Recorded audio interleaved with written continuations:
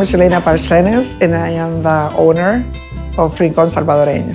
To me, Rincon Salvadoreño is a place where you can call home. Rincon is a corner. We're right in the corner. And Salvadoreño is a Salvadorian restaurant. We were the first Salvadorian restaurant here in Jamaica, Queens. We've been operating since 1980. I was born in San Salvador. Even though I migrated to the United States, I never left home. Part of my heart is always there. I love the scenery, I love the weather, like that feeling that you're home. I migrated here to the United States when I was 8 years old. It's the American dream. The opportunities were much better here in the States. I've made New York my home. I can speak Spanish if I want, and I just feel like I belong. My husband established this restaurant because there was a high population of Salvadorian in Jamaica. He decided to bring a little piece of El Salvador, home-cooked, pupusas, tamales.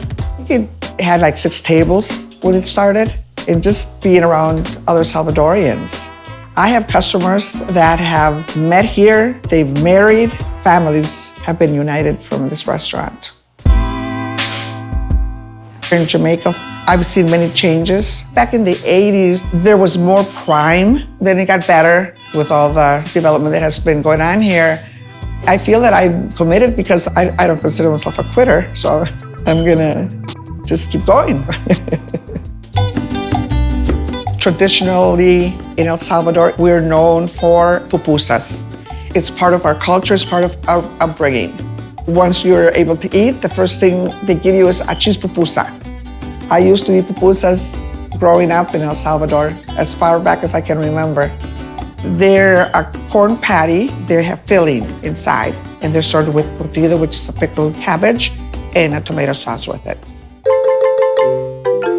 The meaning of pupusa has a lot of different meanings. The thickness of it, some says the gordita, the fluffiness. There's a way to make the pupusas, which is used really with your fingers. I can compare it to the Colombian arepa, which is also made out of corn. It has cheese. The difference between the arepa and a pupusa is really the pupusa, it has an ingredient inside. The arepa, you just put the cheese on top.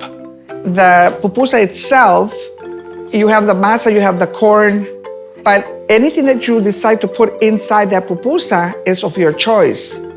The most popular ones are always the cheese and beans, cheese and pork. Masa, corn flour that has been processed. We use this for the pupusas. The key for this is adding the right water to it so it gets this texture. When the worker comes, she already knows how much of the flour she's going to use and how much water needs to be added. Once she has the dough, the water, then she'll start doing this and moving it back and forth. Use your arms to be able to mix it.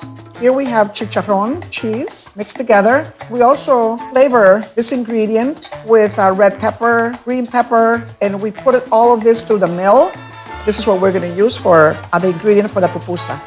We take the masa, pat it, add a little bit of water. So it's kind of like a small bowl because that's where you're going to place the ingredient, calculate, make a little ball, and you put it in the middle. You close the pupusa, you make it into a ball, and you start patting it. Making sure that the ingredient stays in the pupusa and that the ingredient gets to the edges. You will use the wax paper and you lay it on top of it, which is ready for the grill. Each of the pupusas on the grill for probably 5 to 6 minutes. This is the chicharron with the cheese, and now we're going to add curtido, pickled cabbage, vinegar, carrots, seasoning, and then you can add the tomato sauce. Because it's finger food from El Salvador, you just open it up, or you can put it on top if you don't want to put it inside with salsa, and it's ready to be eaten. It's delicious. Food in general brings people together. It brings back memories, whether you're with your husband or wife or a family member or a friend.